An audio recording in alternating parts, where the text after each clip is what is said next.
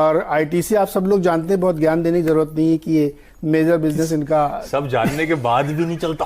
करना क्या है? चलता क्यों नहीं है यार? मैंने इसको लड्डू खिलाया, मैंने इसको गाजर का हलवा खिलाया, बन गया। सही बात है। अब तो रिकवरी आई। दिखाओ वो चित्र दिखाओ, मैंने इतनी इसकी पूजा करवाई कि भाई अब तो चल जाए, तो लेकिन चल गया। फिर देखो अब वो 200 को पार करके 213-15 पे पहुंच गया है। नहीं वो कोने क्या है, तो उसको ब्रेक कर दिया उसने अपने सीलिंग ग्लास को, अब वहां से आगे निकला है। दरअसल इसमें इसके बिजनेसेस में कोई दिक्कत नहीं, मार्केट शेयर जबरदस्त है और कोई मुझे ये कारण नहीं बता सकता कि ये क्यों नहीं चलता है, क्योंकि इसका 84% सिगरेट और एक्सपोर्ट में 43% मार्केट है, नोटबुक, पेपर, होटल, ये सब है। इंस्टेंट नूडल में 23% मार्केट शेयर इन्होंने yippee में कर लिया है। yippee noodles, yes 23%। इनके बिस्किट का भी मार्केट अच्छा हो गया, वो सनफीस्ट और सनफीस्ट के बहुत सारे हैं। आटा इनका सबसे बढ़िया होता है, आशीर्वाद, सीहोर, मध्य प्रदेश का सीहोर भोपाल के पास सब कुछ अच्छा है, लेकिन स्टॉक क्यों नहीं चलता? नहीं चलता क्योंकि इक्विटी शायद बहुत बड़ी है, कितने 1200-1400-1500 करोड़ शेयर है इसके। लेकिन अगर ये लॉजिक है तो ओएनजीसी क्यों चला?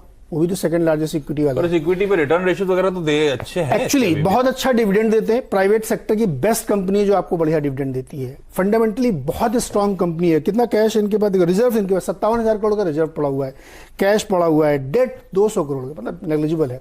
तो बहुत अच्छी कंपनी है। अब ये चलना शुरू हुई है।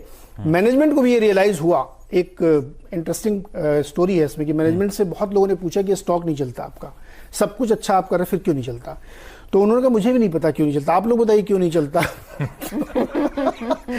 तो उस डिस्कशन में फिर एक ब्लॉग लिखा गया। ये आपकी बात सही है बिल्कुल, ये ग्लोबल फेनोमेनन हो गया था। टबैको शेयर चल नहीं रहे थे, लेकिन ग्लोबली अगर आप देखें ना तो एक ब्रिटिश अमेरिकन टबैको है बैट, जो इसका पेरेंट, इसका हिस्सेदारी है इसके अंदर, फिलिप मॉरिस यूएस में। ये सारे के सारे जो टबैको स्टॉक्स है, सिगरेट स्टॉक्स हैं, वो ग्लोबली बहुत बड़ी रैली दिखा रहे हैं। तो बहुत दिनों बाद ये रैली शुरू हुई ग्लोबली, आपने सही पकड़ा है। हाँ, अब ये दिखाएगा। और इसमें ये डिस्कशन हुआ, उसके बाद शायद ये फीलर्स हैं, मैं कंफर्म नहीं कर रहा हूं, इसमें डिमर्जर की एक बड़ी स्टोरी बन रही है। होटल बिजनेस है, पेपर का बिजनेस है, डेयरी बहुत बड़ी है इनके पास, बहुत बड़ी डेयरी है, जो लिस्टेड कंपनी उनसे 4 गुना बड़ी डेयरी है। वाह। वो सब शायद अलग होगा, लेकिन पक्का होगा कि नहीं होगा मुझे नहीं पता। लेकिन ये डिस्कशन हुआ है, इसमें बहुत ब्लॉग्स लिखे गए हैं कि स्टॉक तब तक नहीं चलेगा जब तक इसको आप डिमर्ज नहीं करेंगे। इसके अलग अलग बिजनेस को करिए तो लोगों को वैल्यू पता लगेगी। तो इस स्टॉक को आप लेके रख सकते हैं, बहुत अच्छा स्टॉक है। और जब भी इसकी स्टोरी पलटेगी तो ये मल्टीबैगर होगा, क्योंकि जो भी हमारे और दोस्तों ने बताए बड़े बड़े शेयर्स, उनके कंपैरिजन में बहुत सस्ता है वैल्यूएशन यहाँ से। तो आपके पास रिस्क बहुत कम है, रिवार्ड बहुत ज्यादा है। नहीं चलेगा तो डिविडेंड ही देता रहेगा 5% एफडी के बराबर का। अदरवाइज आप इसको लेके रखिए। और अगर ये ले रहे हैं तो एचडीएफसी ले लीजिएगा, लाइफ वाला। ये सारे लेने लायक हैं। और हाँ, क्योंकि इसमें सिगरेट है तो इंश्योरेंस भी हो जाएगा उसके साथ। लेकिन वो तो ये बहुत अच्छा डाइवर्सिफाई करा है, बाजार अब तक उसे ड्यूली रिवॉर्ड नहीं करा उस डाइवर्सिफिकेशन को। ठीक बात है। तो आईटीसी बहुत वैल्यू है, चल नहीं रहा है, ये दर्द सबको होगा। खैर अब तो वो भी नहीं है, अब तो करा दी, 210 पार करा दिया, भोग लग चुका है। जय हो। तो अब तो तेजी आनी शुरू हुई, लेकिन ये इवेंचुअली पेशेंस रखिएगा। ये स्टॉक शायद लंबी अवधि में मीनिंगफुल रिटर्न्स देने की तैयारी में है। ये कंपनी है भारती एयरटेल, एक और ऐसा स्टॉक जिसने काफी रुलाया है सबको।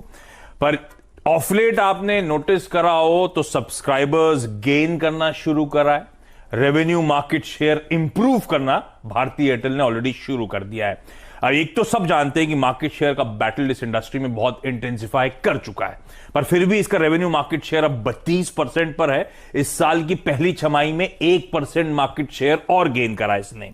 सब्सक्राइबर एडिशंस देखिए इसके, वोडाफोन ने 80 लाख सब्सक्राइबर्स Q2 में गवाए, इसने 140 लाख यानी कि 1.4 CR सब्सक्राइबर्स ऐड करे हैं। आरपूज, और ये तब हो रहा है जब इसके आरपूज अपने पीयर्स से सिग्निफिकेंट प्रीमियम पे, यानी कि औसतन जो आय एक यूजर से ये कमा पाते हैं, कस्टमर से कमा पाते हैं, 12 से 24% प्रीमियम है अपने पीयर्स से। और खास तौर पे जिस तरह के स्टेडी 4G सब्सक्राइबर एडिशंस हो रहे हैं, स्ट्रीट कॉन्फिडेंट है कि आउटलुक भी इस कंपनी का यहां से स्ट्रांग रहेगा। अब एक और अच्छी बात, इसका एक की कॉम्पिटिटर है वोडाफोन, और सबसे ज्यादा बड़ा कॉम्पिटिटर है पोस्टपेड सर्विसेज में वोडाफोन आइडिया। उसने अपने 2 प्लान्स में, कुछ दिन पहले यतिन ने आपको ब्रीफ करा था चैनल पे, अपने 2 प्लान्स पे उन्होंने दरें बढ़ाई थी।